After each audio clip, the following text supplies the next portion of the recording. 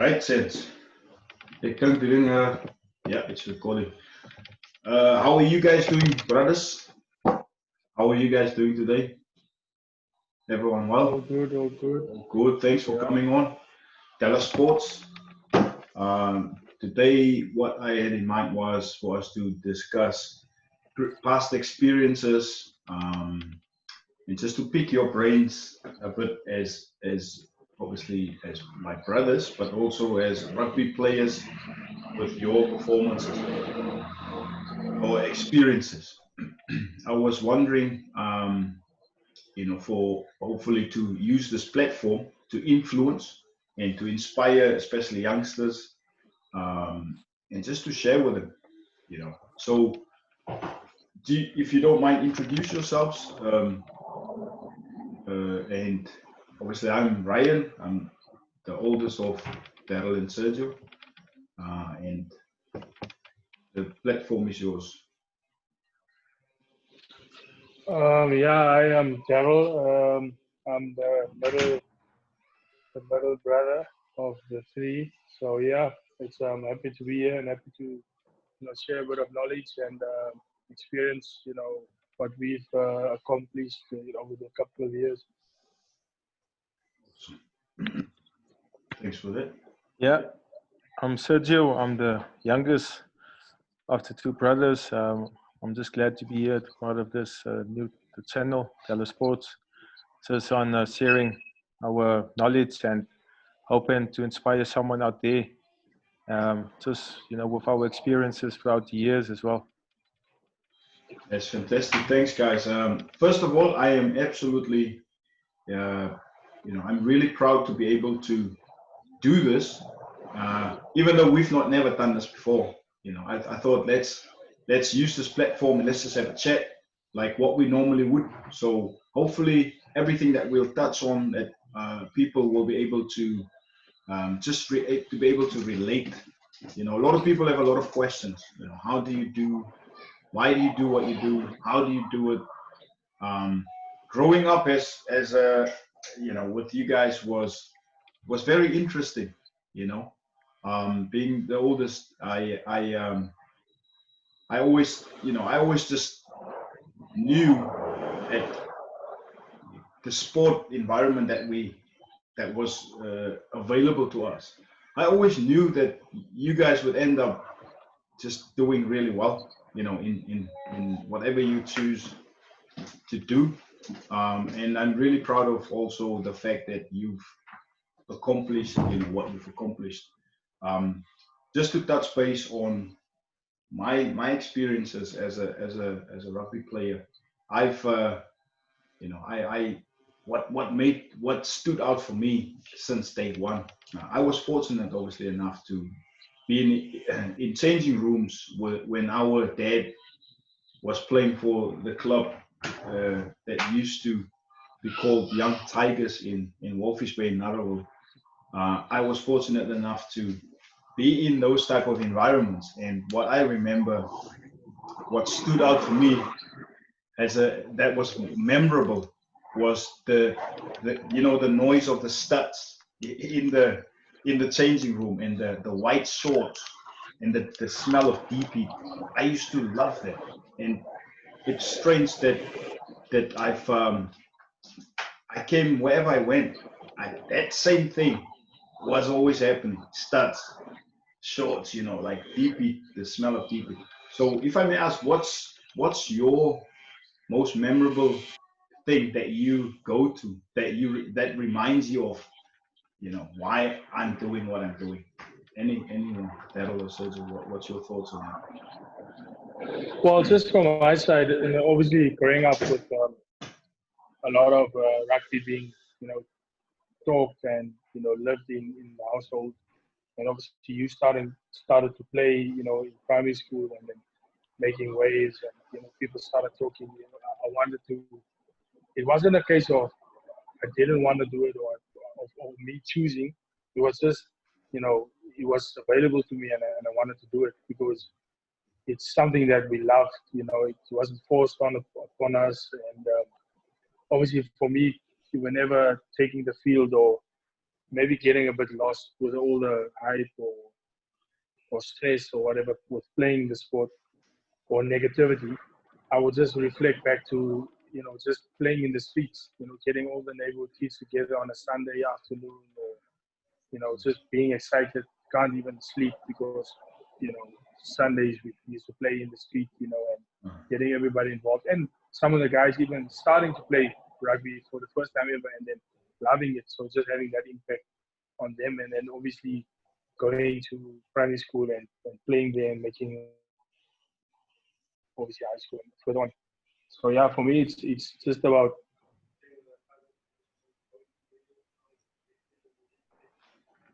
playing with their friends, their rivalry, their challenges continuously. Because we used to battle and challenge each other like on the daily. So that was just fun, and I guess that kind of gave us the upper hand. If you look at kids nowadays, they only challenge each other with in technology or in PlayStation, which there's nothing wrong with it because it definitely taps into a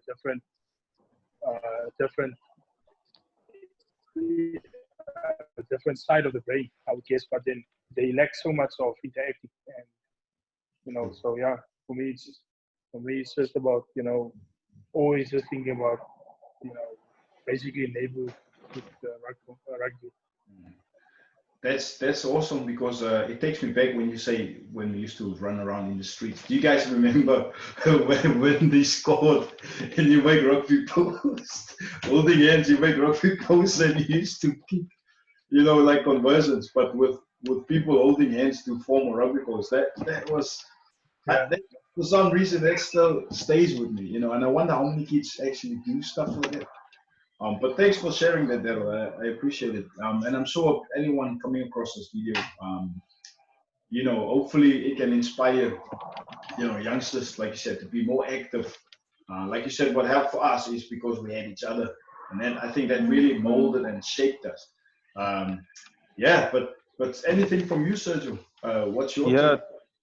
Yeah, just from my side, what I can remember growing up as when our father used to wake up early morning to record. So I think it was Super 12 or Super 12. I think the competition. Super 10. Or Super 10, yeah. Yeah, Super 10. So waking up early morning, 4 o'clock to watch the games, and then after that, all of us used to wake up and then make ready for the upcoming primary school games and playing bare feet in the cold.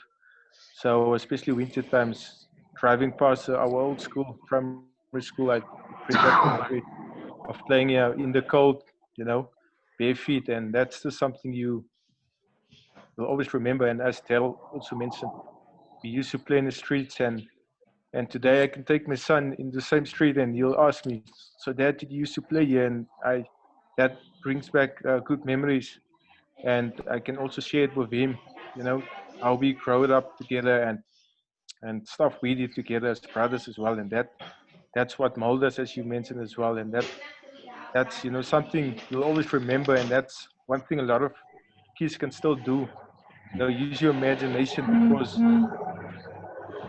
through imagination, that's where you start dreaming, and that's where that's where your journey starts as a youngster, because you believe in yourself, you start believing in what you can do or accomplish, and then you work towards that as you grow up.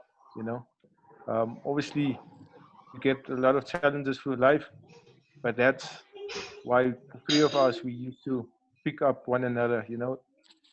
Things might not work out for me, but then I have you, just to support me, or you go through something and I can learn through that, and just be open-minded throughout it all.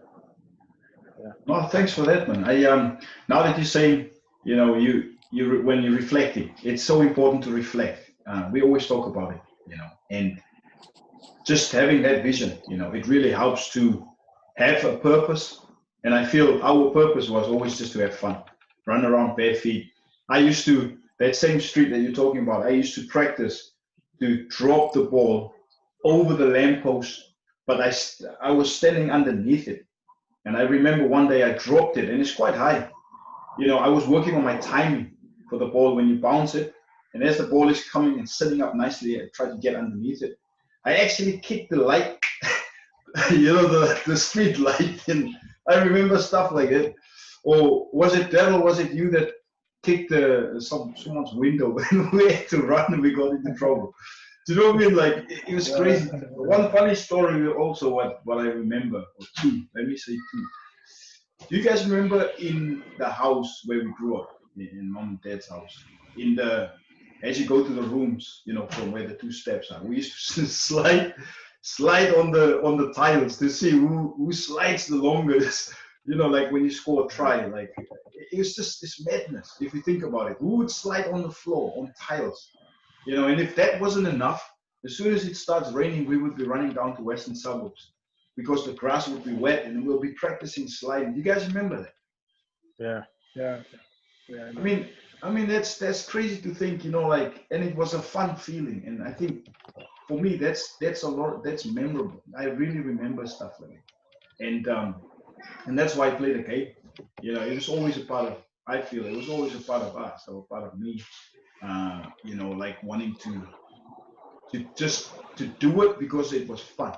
You know, and honestly, having you guys, obviously you 4 and 5 years younger than me, I knew when pressure came, you know, I've got to do this right, because if I don't, which a lot of times I didn't do it right, you know, you guys are gonna be watching me and watching every move I make, and if I do something wrong, you might copy it. If I do something right, you might copy it.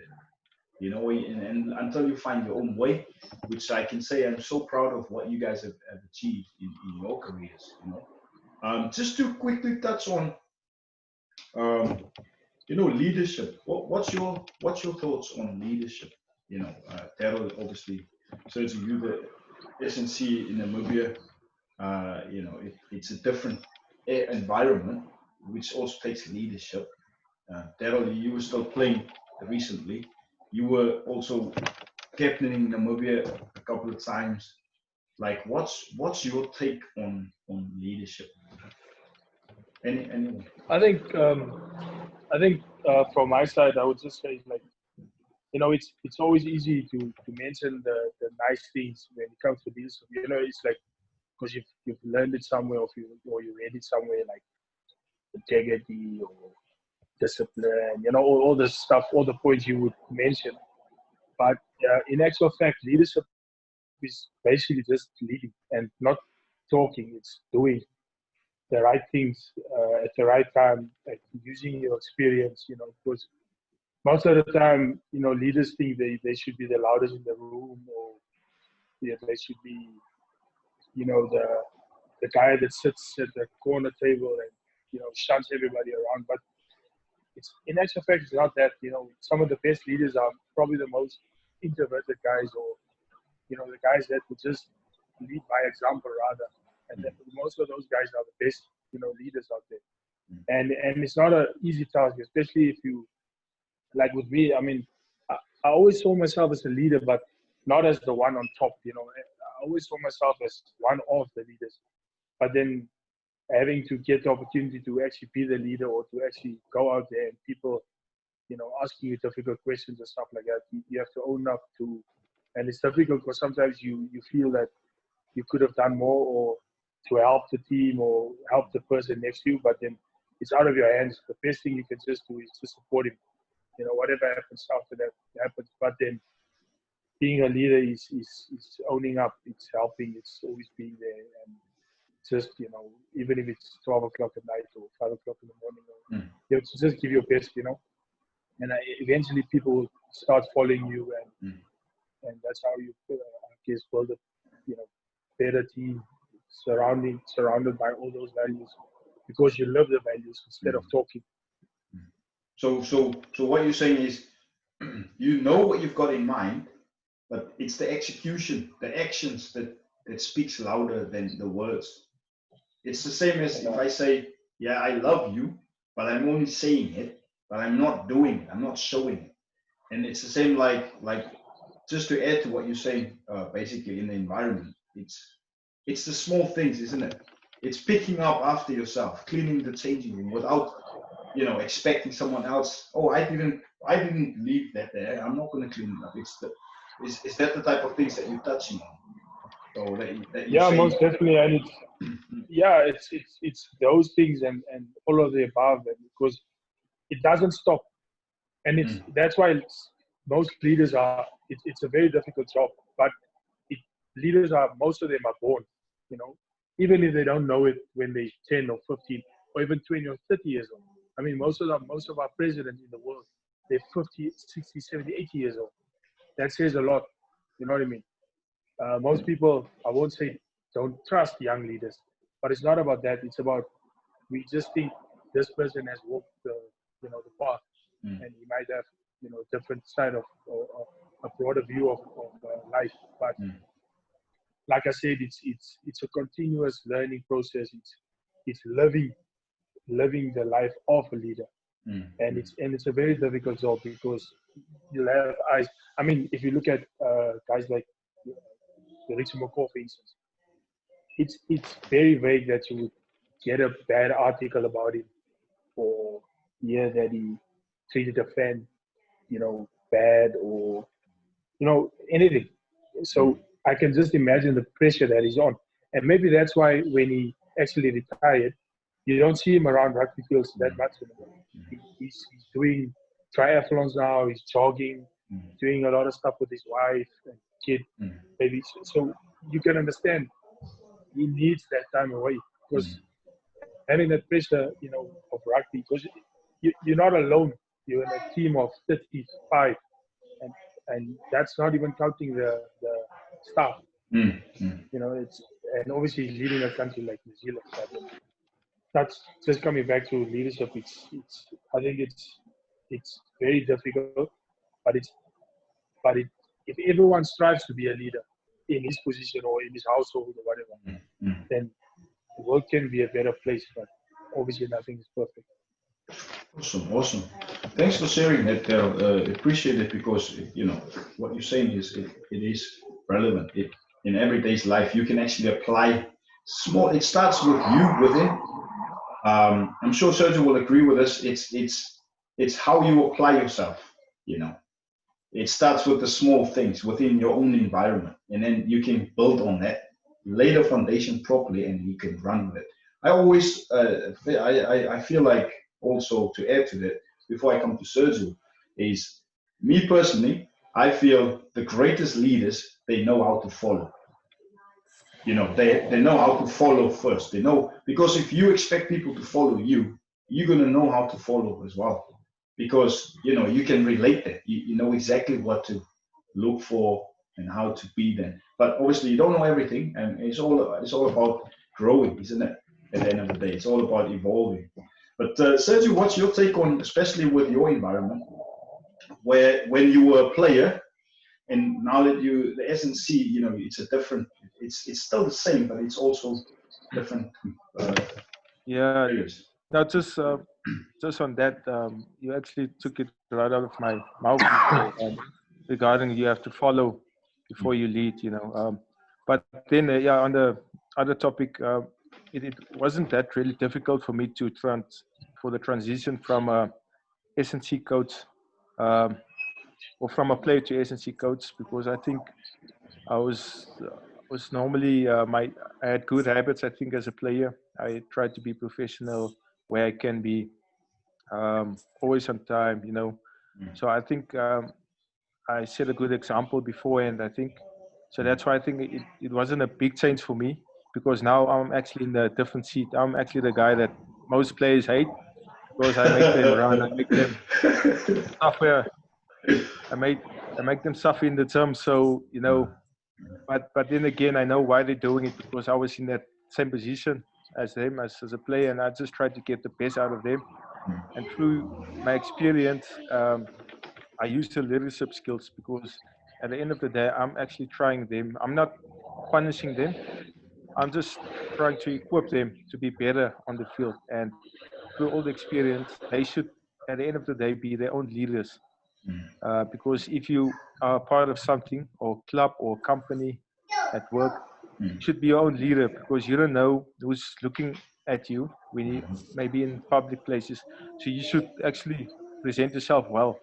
So that's also part of, team culture, but that's also a leader, because people look up to you, as Darryl mentioned about Richie McCaw. It just didn't start on the field. That's how he was brought up, or he maybe looked up to someone else that was a good leader, and they had similar qualities, So I think throughout it all, I think that's, as you mentioned, you have to follow before you lead. So you have to put yourself in the player's position. How would they feel if you do something like that? So that's how you reflect and get better, and that's how you make better decisions. No, I completely agree with what you're saying, because there's a leader inside of everyone. Like Darryl said, you're born a leader, and that means everyone. Does that make sense? But the ones that rise up and that people can see is the ones that utilize what's within, with their experiences, and they grow with it, and they take it with some people are more confident than others, but it also helps them if you use the terminology, leaders create leaders. If you know that someone is lacking, I'm also lacking in a lot of things, so I'm gonna have to make sure that I spend maybe more time with people that are better than me in certain areas, so that I can learn from them. And it's all about selfless, and it's not just saying it. It's like Darryl said, you've got to love it, you've got to apply it, and only then, it might be uncomfortable, and only then you start learning, you start developing, because at the end of the day, it's all about our development. And it's interesting that how you view things, because we've not really had a conversation like this. I don't know if we've had so many deep conversations before, but we've not really not done this before. So for anyone listening out there, if you can sum it up just in one sentence or one word, especially for youngsters in Namibia, in the world, wherever, that sometimes you just need that spark, you just need that one thing that will change your perspective. It will change your vision. Like Sergio said, you've got to use your imagination to bring it forth, to make it a reality. What would that be? What would that be? Just one sentence, one word. It could be anything. What type of information would that be? Yeah, it's I don't know. For me, it's difficult to put it in one word, but I would guess ultimately for me, it's first of all, it's not being arrogant, and you should just be humble, in your approach to everything. Because if you're arrogant and so aggressive and so forward, people won't try to help you. You know what I mean? Because you're so forward and you think you know everything, and before people start talking, you already jumped the gun, that type of thing. So then I think just to be humble, very, very humble, but then have an open mind, be willing to be uncomfortable, because under pressure the best things are formed under pressure anyway. But arrogance, I think it's, especially in sport, arrogance can be a lot of people's downfall. Not only in sport, in your household and work, companies and everything. So I think throw arrogance out of the door and just have an open mind. Awesome. I appreciate that. Thanks for sharing that. I'm sure there's a lot of youngsters that might come across this video that can take something from that. Sergio, what's your take on it? Just one sentence, a word. Yeah, no, just for me, the youngster listening, as Darryl mentioned, you should be humble, because, and by saying that, you should know where you come from, because you might be a hot shot at primary school, going into high school, and then you might get a school might see you in South Africa, and then you get a contract, and now you think you're all that because you have got a contract. But what if that doesn't work out? Then you have to come back, where you came from. So you should always be humble, always respect people, because you never know when you'll cross again. In saying that, it's not like showing a different face, smiling face to people, but you should just know where you come from, and that that in itself will just people will see what you're worth, and they'll also want to help you. But if you have an attitude, people will just leave you and walk past you, because then they think you know it all. So you should just know where you come from and the things your parents taught you. You know, respect, greet everyone, just keep on working and stay focused on what you want, because things won't always go as planned, as I mentioned before. Mm. But you just have to stick to the process, because everyone has their own race. Mm. You might work just as hard as your friend, and he might be picked. It's you know, as I mentioned, you have your own race, and you should learn from that experience, and that Mm. should actually guide you, you know, on your path, and your time will eventually come. Yeah. That's awesome, Ed. Because if I can add to that as well, one thing that I've also learned, it's so important to be happy for someone if they get what they've been working for. You know, even if it's your teammate, he gets selected. Like, if you can deal with that if you can learn to deal with it from a younger age, man, there are so many things that will open up. You know, so many opportunities that will come. You know, and if you just genuinely be happy for someone, you know, and then you don't have to deal with frustration. You know, you don't have to sit on it and let it grow like yeast, because that's what a lot of times, that's what's our downfall. We hold on to things. You know, if something happens and it's frustrating, and I think that's what's conditioning us even more, and we become bitter, and you're still working hard and you're aggressive and you frustrated, but instead of enjoying the process, it's all about the development. And if I knew that a long time ago, a lot of things I would have definitely done different. So for any youngsters out there, or anyone, doesn't have to be a rugby player, if you can just let it go, right? It's easy to say that, just let it go, but if you can work on that, it's a skill as well. If you can develop, just you know, if you can't do something physically about it, just let it go, you know, and start again. Renew your mind and start again. Because if you do that, then it sets you in a better place. Does that make sense? So it's kind of like every time you go, it's new. Like I always say, when the passing drills that I've been doing, every pass is new. It's not the same. It might look the same, but it might even feel the same, but it's not the same. So it's a skill you've got to keep developing. I certainly can say that, if based on reflection as well, for anyone running into this video or listening to what we talk about, it's all about, like Sergio also mentioned, the process. You've got to enjoy where you are. You've got to start where you are and enjoy where you are. And if you stop looking at other people and weigh yourself up, like competing with other people, just focus on what you need to do. I think then you will enjoy. You'll be in the present more.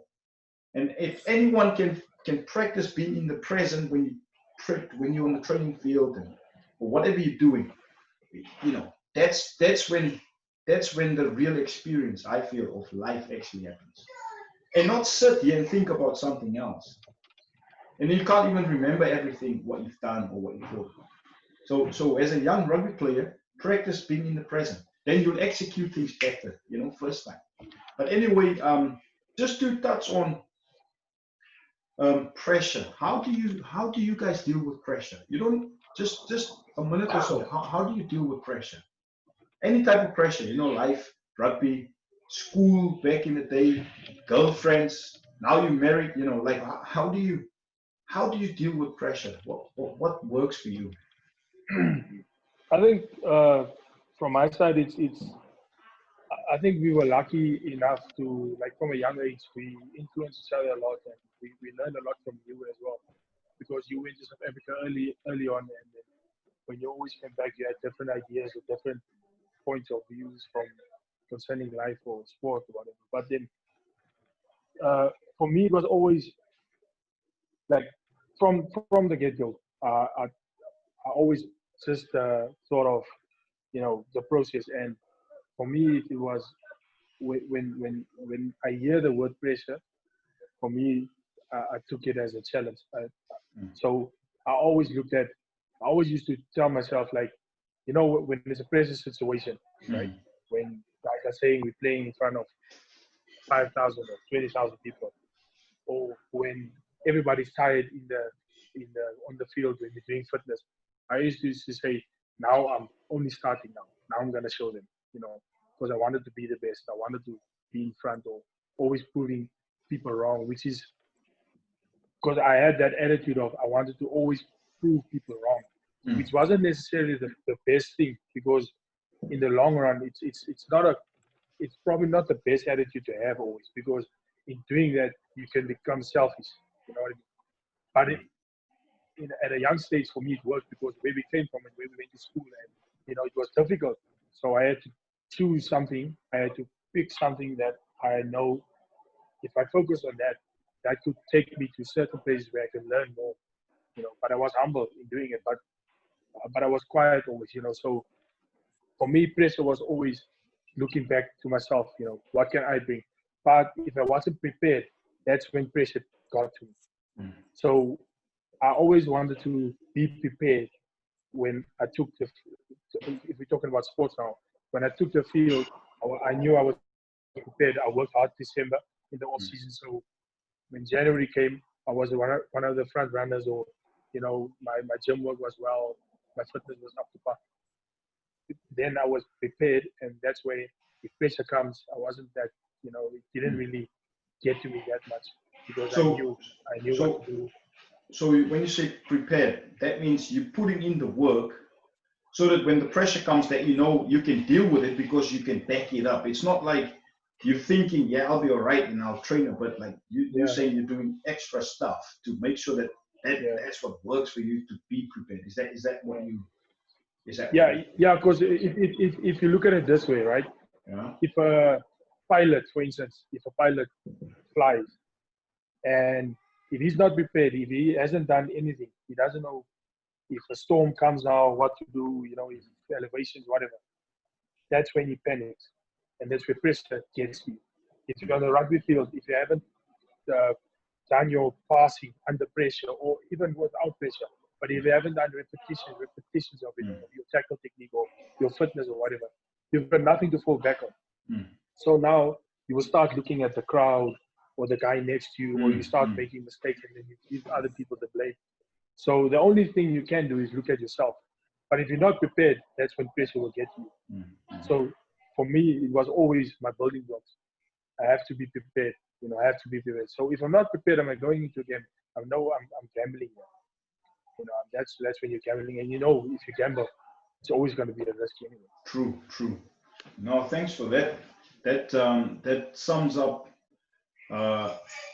Just to pick your brain, like how you're thinking, and I appreciate you sharing that. I mean, there's so much more to talk about, but just on that, just a minute or so, we'll probably be wrapping up soon. But I just wanted to add to what you're saying as well, like your mental preparation is also key, isn't it? Mental preparation, like Sergio mentioned before, you've got to visualize it, you've got to see it.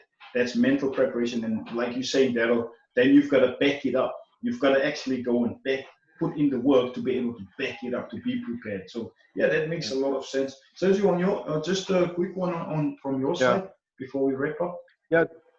Pressure as a player for me is how do you cope with pressure? That's being in that same environment or same state of mind in a game. So when I used to play, I used to visualize that same moment, being under pressure, catching that ball under pressure, or last minute you score a try, or if you're a fly-half kicking for poles, and that's the kick, to win the game. So you have to be mental. You should have done it in your head already. And if you have been in that state of mind, then you have been already there. That's why people say they've already won the game, because they're confident enough. Obviously, as Darryl mentioned, you have to be prepared, and through being prepared, it gives you confidence. And if you also are mentally prepared, you have been in that position already. So worst case scenario, you've already been prepared for that as well. So that just gives you more confidence as a player. As you mentioned, it's a mental state, which a lot of us lack. People just think you just have to train and jump, but you actually have to train your mind as well. Because if you don't believe it, or you believe it, you're still right.